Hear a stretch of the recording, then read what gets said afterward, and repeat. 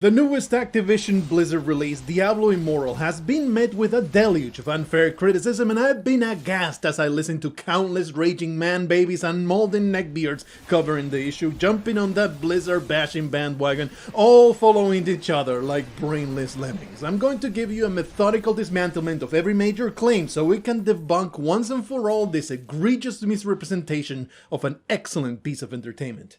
Number 1. Diablo Immortal is pay to win.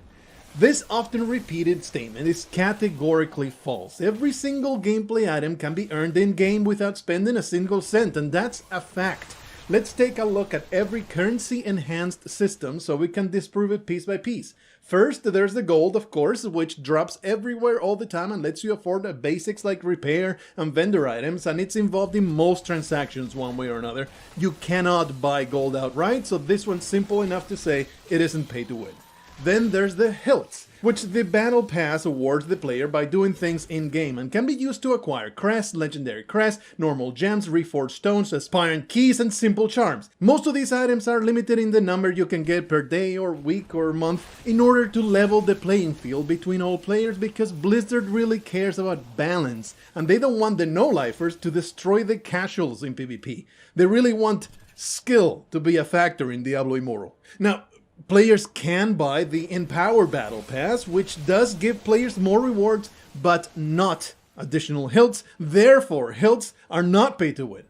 Then come the Sundered Hilts, an admittedly low chance drop from Even Fayette Sanctum that allows you to upgrade certain gear in the blacksmith, and also lets you purchase Gracious Remnants, which will unlock Forsaken dungeons throughout the game. The Remnant Merchant will let you convert remnants into Dragon Teeth, which are currency for the travel vendors, and among all their equipment you'll also be able to purchase Hallowed Grails, which will increase your item drop chance in the Corrupted Chapel, which is also where you'll find Rimjob the Demon, who will sell you Fell Shards, which can improve the chance of gem fragments spawning in your Horadric cube.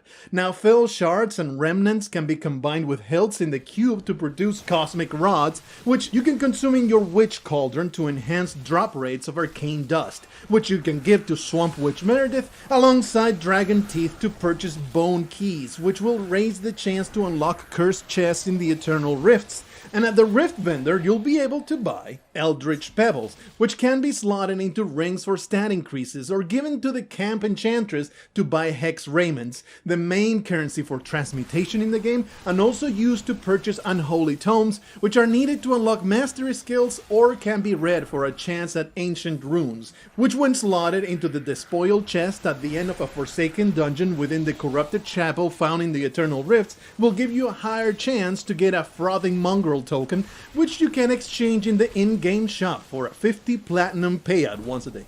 Platinum is a general-use convenience currency you can spend at elite vendors, and it's there just to make your life easier. Everything so far has a platinum cost, and because Blizzard values your time, they are graciously allowing you to take a shortcut by trading platinum for any one of these currencies, their Hellfire equivalents, and their Paragon variants. And yes, if you're impatient, you can get platinum by spending Eternal Orbs, which are the real money token in the game. Blizzard does need to make money somehow, but as you can see, the generous daily platinum payout makes buying it entirely unnecessary, so this isn't pay to win either. Since there's no real reason to buy platinum, Eternal Orbs are mostly used for legendary crests, which better your odds at getting good loot at the end of certain dungeons. I already mentioned you can get legendary crests for hilts at a reasonable rate, so there's no need to look into this any further. Clearly, crests are not pay to win. Case closed. Claim number 2. Diablo Immortal features loot boxes, which are the same as gambling. I can only imagine this comes from people in the bandwagon parroting what haters say without actually playing the game, because when you play the game, it becomes clear that there are no loot boxes to be seen. Do you see any loot boxes in the store? I don't think so, because they don't exist. In truth, you have the option to purchase Eternal Orbs, which give you the option to purchase Legendary Crests, which you may choose to slot into a dungeon run to have a better chance at good loot at the end of it. The loot comes out of a dungeon chest, not a box or a crate that you bought. I can't believe I have to say this, but this is a box, and this is a chest. Somehow an entire army of illegitimate review bombers can't tell the damn difference. But okay, fine. For the sake of argument, let's go with this erroneous narrative. Even then, this is nothing like gambling, because gambling sometimes lets you win your money back. Diablo Immortal's patented expense-enhanced, super child-friendly amazement mechanics are rigorously designed to never give the player anything of value. This supports my earlier argument that the game isn't pay to win, because the system is more like pay to not get what you want, to pay to mortgage your home, to pay to divorce, to pay to drown in debt, to pay to kill yourself. You only need to glance at this to see that at no point is there winning in this formula. Therefore, not gambling. Claim number 3. Diablo Immortal is designed with predatory practices and deliberate time sinks to make you spend on microtransactions as much as possible. Alright, let's address these two separately. Predatory practices. How are you not insulted by this claim? If you're part of the market for this game, that means that you own a credit card, which means you are an adult, because obviously Blizzard isn't in the business of literally entrapping children in addictive gambling schemes. They're not the sort of company that could be evil enough to do that, and I'd be the first to be disgusted if that were the case, which it isn't, because only adults have access to credit card information. This is a known fact. So I ask you, do you not have any agency? Are you easily entrapped by a suggestion here and an offer there? I see all these nitpickers splitting hairs, complaining, oh, you can't only buy bundles of 377 orbs, but the crest everyone wants cost 400. This is predatory. Or, oh, the player is bombarded with constant offers to spend money at every chance. This is predatory. Or, the game will hook you early with great value and then insidiously worm its way through your brain until you lose track of how much money you spend. This is predatory. Man, how feeble-minded are you? I'll tell you what this is. It's victim mentality. All these people being victimized by a greedy video game that pumps you full of dopamine and then withdraws the hits so it can dig into your pockets for every penny, which Diablo Immortal doesn't do at all. And I'll tell you why, because Blizzard cares about the player experience and they go out of their way to make sure you exercise healthy spending habits and you get the best deals every time. In all honesty, okay, there are some expenses in the shop that are excessive, but there are bundles and offers that you'd be stupid not to buy. I've only spent money on common sense purchases because I'd be losing if I didn't buy them. It would be silly not to. It's not a big deal, guys. Stop being so damn dramatic.